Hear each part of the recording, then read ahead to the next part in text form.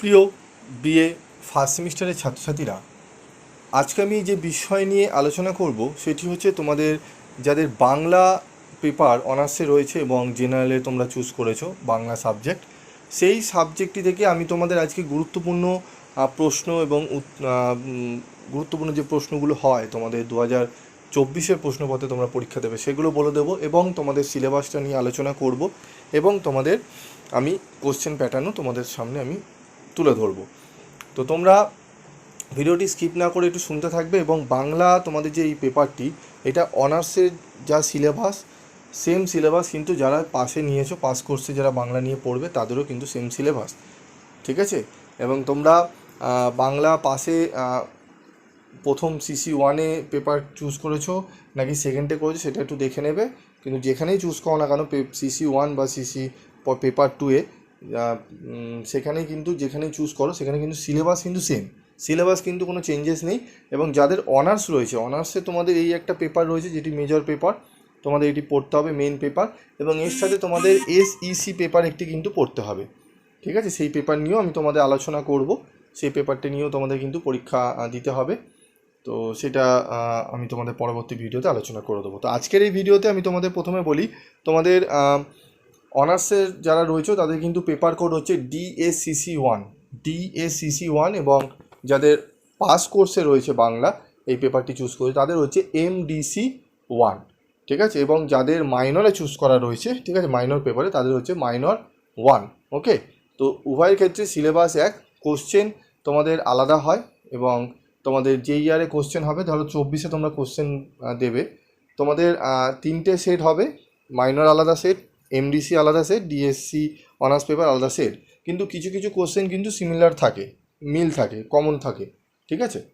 তো যাই হোক, আজকে আমি তোমাদের যে প্রশ্নগুলো নিয়ে আলোচনা করব সেটি ভালো করে দেখে নাও।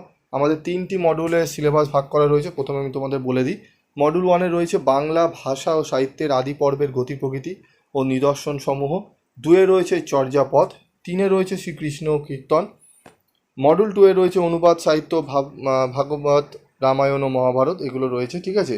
চৈতন্য চরিত সাহিত্য, চৈতন্য ভাগবত, শ্রী চৈতন্য চরিতামৃত। মডিউল 2-এ রয়েছে দেখো মনসামঙ্গল, ধর্মমঙ্গল, চণ্ডীমঙ্গল ও অন্নদামঙ্গল, এগুলো রয়েছে, ঠিক আছে? তোমরা এগুলো একটু ভালো করে তোমাদের দেখতে হবে, সিলেবাসটি ভালো করে তোমরা চাইলে একটু স্ক্রিনশটও তুলে নিতে পারো, ঠিক আছে? আমি দেখিয়ে দিচ্ছি, তোমরা স্ক্রিনশট পারলে তুলে নাও, ঠিক আছে? মডিউল 1-এর, মডিউল 2 এবং মডিউল 3, ঠিক আছে? তো চলো আমরা দেখে নিই যে মডিউল 1 থেকে আমাদের কী কী 5 নম্বর এবং 10 নম্বরের গুরুত্বপূর্ণ প্রশ্নগুলো পড়তে হবে সেগুলো আমরা চলো দেখে নিই, ঠিক আছে? তো মডিউল 1 থেকে আমাদের 15 নম্বর প্রশ্ন আমাদের আসে, 3টি 15 এবং 5 নম্বরের 4টি প্রশ্ন আমাদের কিন্তু হয়।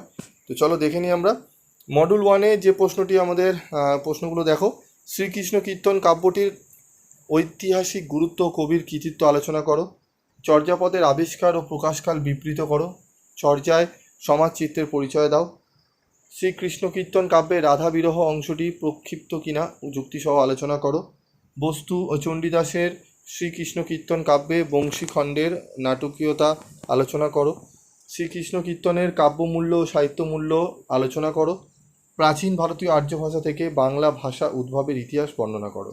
এই যে 6টি প্রশ্ন তোমরা দেখছো, স্টারগুলো তোমাদের রয়েছে, আমি আগে থেকে দিয়েছি, তবে এই স্টারগুলো পরবর্তীকালে চেঞ্জ হবে। তোমাদের এই 6টি প্রশ্ন খুব ভালো করে করতে হবে এবং 2-1টি হিডেন প্রশ্ন আছে, সেইগুলো আমি এখন তোমাদের আলোচনা করছি না। ওই দুটো হিডেন যে কোশ্চেন রয়েছে, গুরুত্বপূর্ণ কোশ্চেন, সেটি ক্যালকাটা ইউনিভার্সিটি কোশ্চেন যখন সেট করবে ঠিক তারপরে আমি তোমাদের দিয়ে দেবো, কারণ এখন যদি সেইগুলো দিয়ে দিই সেগুলো একটু কোশ্চেন টাফ হলে সেই প্রশ্নগুলো পড়তে পারে, সেই প্রশ্নগুলো এখন যদি আমি দিয়ে দিই তাহলে কিন্তু সেখান থেকে একটি প্রশ্ন নাও আসতে পারে সেগুলো, ঠিক আছে?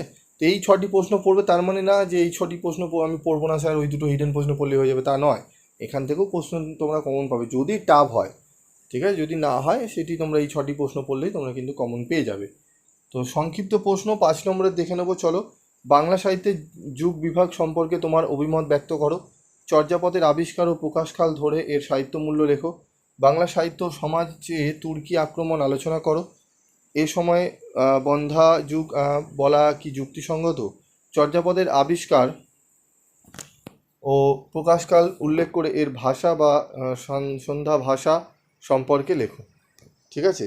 শ্রীকৃষ্ণ কীর্তন কাব্যের সাহিত্যমূল্য সম্পর্কে আলোচনা করো, ঠিক আছে, এই প্রশ্নগুলো ভালো করে তোমরা করবে। এখান থেকেও 5টি প্রশ্ন রয়েছে এবং এখানেও আমি দুটো আরও প্রশ্ন পরে তোমাদের বলে দেবো অবশ্যই, ঠিক আছে। তবে এই বেসিক্যালি এই প্রশ্নগুলোই থাকবে, ঘুরিয়ে ফিরে এই প্রশ্নগুলোই তোমাদের কিন্তু পরীক্ষায় আসবে এবং তোমাদের এই প্রশ্নগুলো এখন থেকে যদি রেডি করতে থাকো তাহলে তোমাদের অনেকটাই উপকৃত হবে। যদি তোমাদের মনে হয় যে স্যার আমরা স্টাডি মেটেরিয়াল সংগ্রহ করব, ঠিক আছে, স্টাডি মেটেরিয়াল তোমরা সংগ্রহ করতে পারো, একদম আদর্শ কোয়ালিটির উত্তর রয়েছে, তোমরা চাইলে স্টাডি মেটেরিয়াল সংগ্রহ করে নিতে পারো। এবং তোমরা যদি বই কিনতে চাও তাহলে অবশ্যই তোমরা বই কিনতে পারো, বই তোমরা বাজারে অ্যাভেলেবেল পাবে। তবে 2 থেকে 3টি বই অনার্সের ক্ষেত্রে রাখাটা খুব ভালো হয়, ঠিক আছে, সেক্ষেত্রে তোমাদের সুবিধা হবে। তবে অনেকে তো 2-3টি করে বই কেনা সম্ভব নয়, ঠিক আছে। তার জন্য আমরা কি করি, বিভিন্ন আমাদের যে পাবলিশার, অনেক পাবলিশার আমাদের বই দিয়ে যায় এবং আমাদের বিভিন্ন পুরনো যে বইগুলো রয়েছে, ঠিক আছে, সেগুলো আমরা বিচার বিশ্লেষণ করে তোমাদের সামনে এই সাজেশনগুলো, নোটসগুলো তৈরি করে দিই। কারণ তোমাদের এগুলো যদি নিজেরা করতে চাও অনেকটাই সময় সাপেক্ষ এবং সময় চলে যায়। এত সাবজেক্ট, 7খানা সাবজেক্ট পরীক্ষা তোমরা দেবে, ঠিক আছে, সেটাও মাথায় রাখতে হবে। কটা সাবজেক্টের পেছনে তোমরা এত সময় দিতে পারবে, ঠিক আছে। তো তার জন্যই আমি বলবো তোমরা বই কিনতে চাইলে বই কিনতে পারো, অসুবিধার কিছু নেই। তোমরা পারলে ছায়া প্রকাশনীর বইটি সংগ্রহ করো যারা জেনারেল রয়েছে, ঠিক আছে, বইটি তোমরা নিতে। আর যারা অনার্স রয়েছে তারা পার্থ চট্টোপাধ্যায়ের বই রয়েছে, ঠিক আছে, তোমরা নিতে পারো। বা অনার্সে আরও অন্যান্য ভালো ভালো রাইটারের বই রয়েছে, তোমরা সেগুলো সংগ্রহ করতে পারো। ঠিক আছে, আজকের মতো এইটুকুই। আমরা পরবর্তী ভিডিওতে মডেল 2 এবং মডেল 3-র গুরুত্বপূর্ণ প্রশ্নগুলো নিয়ে আলোচনা করব। আজকের মতো এইটুকুই, দেখা হচ্ছে পরবর্তী ভিডিওতে। যদি তোমরা চ্যানেলে নতুন হয়ে থাকো তাহলে অবশ্যই চ্যানেলটি সাবস্ক্রাইব করে পাশে থাকা বেল আইকনে ক্লিক করে রেখে দিও, যাতে যখনই আমি তোমাদের জন্য ভিডিও বানাবো তার নোটিফিকেশন তোমরা সহজেই পেয়ে যাবে।